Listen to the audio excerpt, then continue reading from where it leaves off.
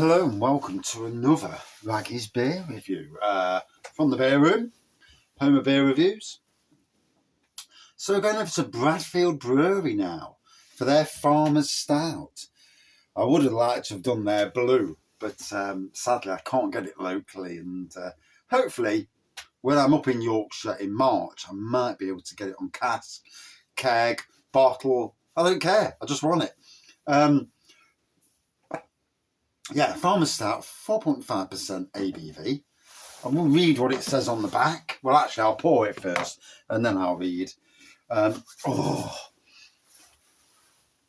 you can imagine, it's bitterly cold in here. So I'm drinking this at chilled temperature. Room temperature is king with stouts, as we know. So, you know, I'm only going to get the flavours I get from chilled. But don't worry about that, because if the flavours are good at chilled, they'll be amazing when it's warm, room temperature. So it says here, Bradfield Brewery is based on a working farm in the Peak District, within the picturesque village of Bradfield. Only the finest malts and hops are used, together with, God, it's steaming up in here, the magnifying glass is steaming up, our own source of natural spring water, to produce this dark and rich black and white stout, balanced by, I've never had that before, where they steamed up. It's going off. That's the most inconsiderate when I'm trying to do a beer review. I can see now. Through roasted malts and flaked oats. Best served at 12 degrees. It is not 12 degrees. So you see what I mean about room temperature.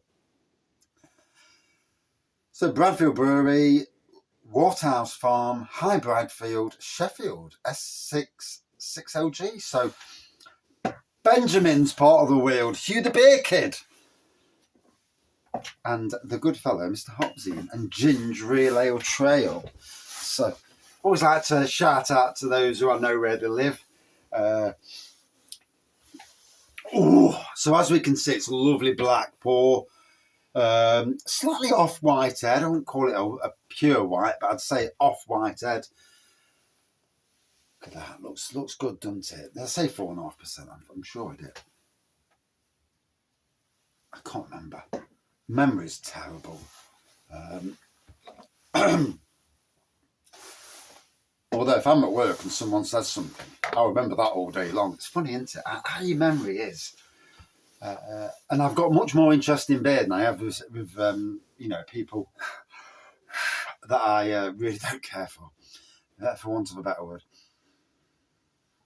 So big malty aroma on this. Chocolatey, malty, but more malty than anything.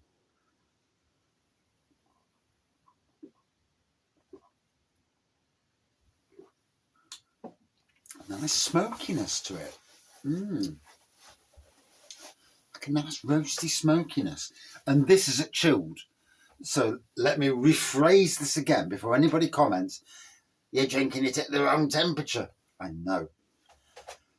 But sometimes to drink beers at that wrong temperature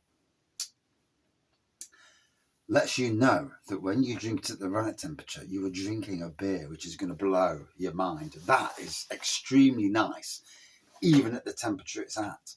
So that tells you everything you need to know already. Tasting good.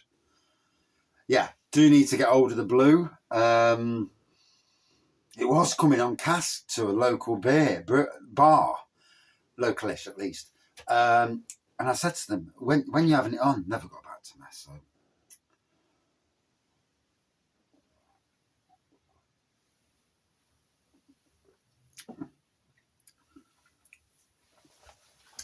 hope to get it when I'm up at Cleethorpes in Grimsby, which is Yorkshire. So, although technically Nottingham is closer to Sheffield than Cleethorpes is, I would have thought anyway, because Sheffield's literally above Nottinghamshire. Yeah, strange, isn't it? I mean, Yorkshire's massive, so. Oh gosh, I am not enjoying this weather. this, hopefully tomorrow night, is the last of the cold spell, and we're back to normal temperatures for this time of the year. You know, in fact, in any way, slightly warmer temperatures. It's going to be a high of 13 degrees. I'm good with that. You know, bring back the bloody rain. Give me 13 degrees.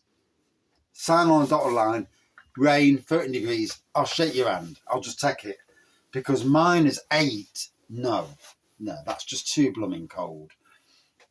At least when it's raining, I can strap something to my back. I can strap a pole to my back, put an umbrella on, and I can work in the rain. But when it's freezing cold, it is miserable. I mean, it's miserable in the rain, don't get me wrong. But it's really miserable when it's freezing wet and cold. And to be right, I've got a mountain of plants to plant. Literally in the next week, 2 weeks. So a warmer spell, warmer ground, get these plants lifted, get the plants re-split, drop back in. I'm doing my secret garden project at the Newark site, but also planting a load at the Arnold site. And by the summer, the colour will be amazing. I'm so looking forward to it. Plans I've got. I have such a passion for gardening and to grow, to go further than anyone has gone before. Well, to try at least. Yeah. It doesn't help when you ain't even got a proper greenhouse at work, but don't get me started on that. And yeah, the gardening side is funded so minimal, yes. Oh, I've got a decent mower, 2 decent mowers to be fair, so that's good. But everything else in the gardening side is zilch, plant-wise. Most of the plants I've either bought, borrowed, scrounged, or acquired, shall we say. And then split, utilise the seeds, and, you know, done so much that way. Obviously grown a load myself from seed, gone to parks and harvested seeds. I need to go down to the Arboretum actually and do some harvesting. I dare say the gardeners down there wouldn't have done much work. Well, judging by what they do already that I've seen this year, there won't be any work done.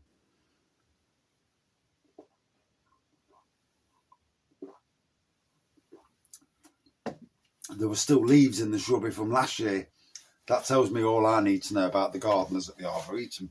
But I do need to go down and do some harvesting, get some nice dry seeds.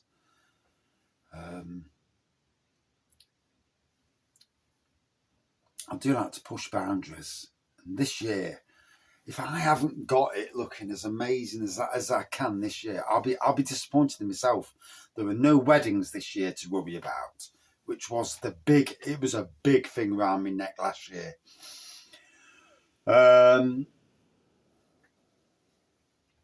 Hopefully no car issues this year, because that also was a real tough year for cars. And hopefully we'll save some money. We'll have a good year. We'll get away. We'll do some theme parking that we love. We'll do some boozing that we love. And make friends and enjoy a good year. All we need now is some decent bloody weather, because I'm sick of this cold.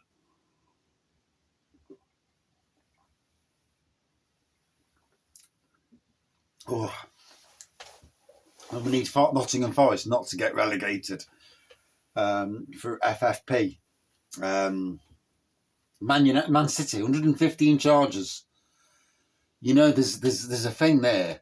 If they don't get done for what they've done and punished massively, then every single club throughout the last how many years that Man City have got away with it, I've got a legal standing there to say to the Premier League, If they don't get done, then every single thing you've done to any other club has got to be reversed, which would cause issues beyond issues.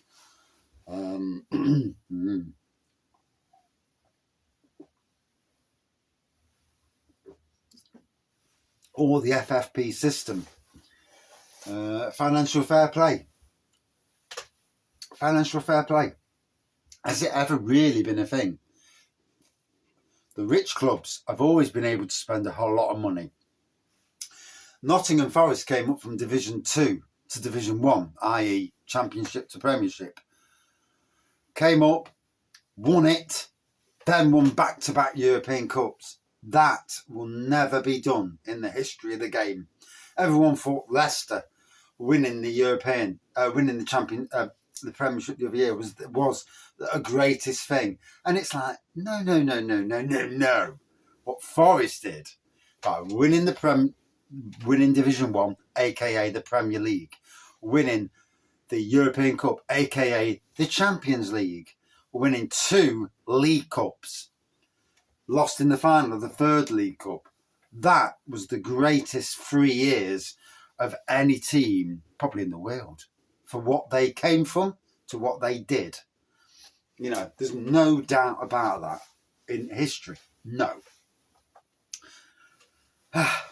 Well, I've got off my horse. Get back on the game now. Anyway, cheers. A lovely, complex, malty stout that just tastes amazing. At this temperature, we're talking 3 or 4 degrees. Way lower than you should be reviewing it. But if it's great at this temperature, it's going to be fantastic at the right temperature. A great 4.5 out of 5 for me. Bradfield Brewery, I hope to get you blue one day soon. One day.